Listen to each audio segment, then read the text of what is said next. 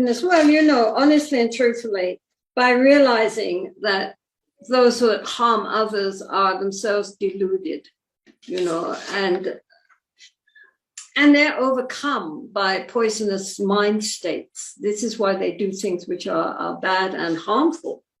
Otherwise, if they had more intelligence, they wouldn't do that. Genuine wisdom, intelligence, not just, you know, stupid intelligence. Isn't that sad? I mean, would we want a mind which did those things which that person has done? You know, really and truly, you know. So therefore, harboring revenge or ill will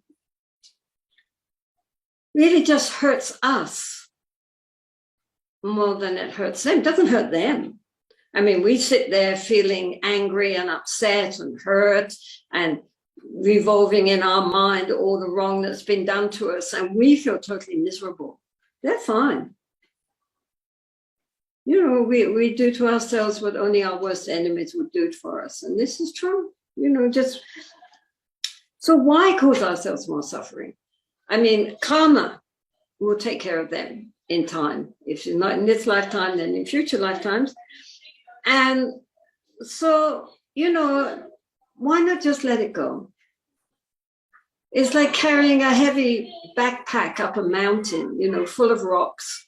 We're just so tired of it all. Just drop it. I mean, we in past lives have done bad things to others. In this lifetime, maybe people are doing bad things to us. So what? You know, we can practice loving compassion, breathing in their negativity, breathing out our positivity. Why not change the scenario? That's, I mean, you know, really and truly, what's the point? I mean, I've met people who are so angry about something that somebody did for them, like cheated them out of something, and like it was yesterday, but in fact, it was 30 years ago. But they're still carrying it with them. You know, I mean, this is very, very, you know, what's the point? So send them love and compassion. Say, okay, fine, you know, let it be as it was, but it doesn't really matter. And just go on.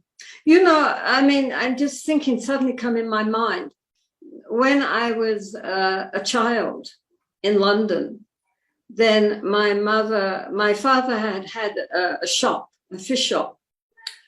And then when he died, my mother took it over and she employed his brother, my uncle, to be the one to actually run the shop. She was in the background doing all the other work that needs to do if you've got fish. But he was the one that went to the fish market and bought the fish, came back and was mostly doing all the sales. But one time, and we didn't get much money from it, even though at that time we had lots of customers, but still there was very little coming in, very, very little. And my uncle said, well, it's very difficult, you know, prices are, inflation is rising, et cetera, et cetera. And then one time my uncle was sick and my mother went to the fish market. She had to buy the fish instead of my uncle. And when she got there, she discovered they would not sell her any fish because they said we owed them £2,000. And in those days, £2,000 was an enormous amount. And my mother was in shock. And it turned out that my uncle was a gambler and had been using all the money for the horses. And which is why we got such a small amount every week, because he was giving the minimum he could so that he could spend the rest on the horses. He wasn't buying the fish anymore. We were in incredible debt with the fish market and so forth. So by rights, my mother should have hated him. You know, not only was he depriving her, but he also was depriving her children, right? But she just felt sorry for him.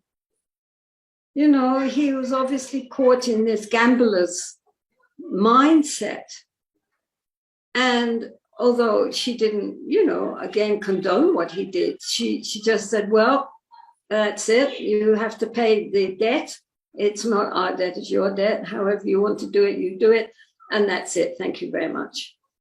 And she never talked about it. She never ruminated over it. I still went to see his wife every week. And my mother just accepted that that was the situation. He had been caught in this trap of his own mental delusion. What to do? And she let it go. So she didn't carry it with her as a burden of resentment for the rest of her life. In fact, she never mentioned it again. So we can do that.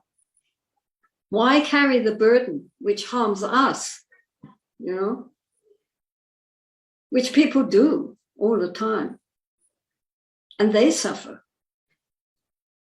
We're not really very intelligent as human beings. Let it go. Say, okay, this happened. Obviously, some karmic conditioning there. Who knows what I did to you in my last life? Let's finish it now so we don't go on into the next life and the next life and the next life. Right now, I let it go, and therefore, that's it. We don't need to keep playing this game over and over.